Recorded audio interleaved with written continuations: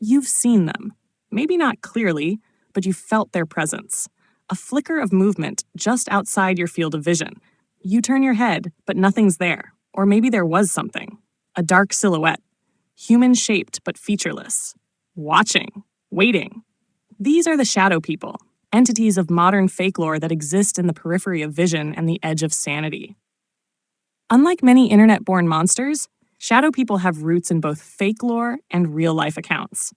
People from all over the world, across cultures, languages, and backgrounds, report the same eerie experience. Waking in the night to see a dark figure standing in the corner of the room, or catching a glimpse of a shadow darting across the hallway that vanishes when you try to look directly at it. These stories aren't tied to one place or people. They're global. That's what gives them their eerie weight. Shadow people are often described as pitch-black humanoid forms, sometimes outlined with a darker-than-dark haze, with no distinguishable facial features. They don't speak. They don't always move. They simply exist, silently watching. Some say they're malevolent. Others say they're neutral observers. A few claim they're protectors. But nearly everyone agrees. Their presence chills you to the bone. The phenomenon gained massive traction in the early 2000s, boosted by internet forums, paranormal podcasts, and late-night radio shows like Coast to Coast AM, where host Art Bell brought the topic to a wider audience. Once people began sharing their stories, the accounts poured in, and suddenly, shadow people weren't just a spooky bedtime story. They were everywhere. Scientific explanations range from sleep paralysis and hypnagogic hallucinations to tricks of peripheral vision and neurological conditions. But even science can't quite explain how so many people describe the same exact figures.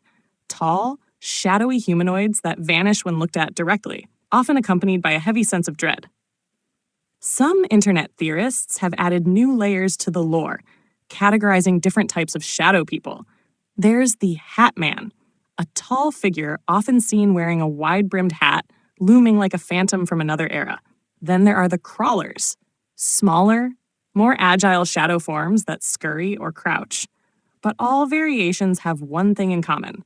They're never fully seen. They're glimpsed, half there. And that's what makes them so terrifying. Shadow people exist in the space between the rational and the surreal. They are nightmares half-remembered, figures that seem too consistent across time and geography to be pure invention, yet too elusive to be proven real. They represent the fear of being watched, the primal terror of what hides in the dark when you're most vulnerable. Whether they're hallucinations, sleep-induced phantoms, or something else entirely, one thing is certain. Once you notice them, they're hard to forget. And you'll start to wonder, the next time you feel something watching you from the corner of the room, did it move?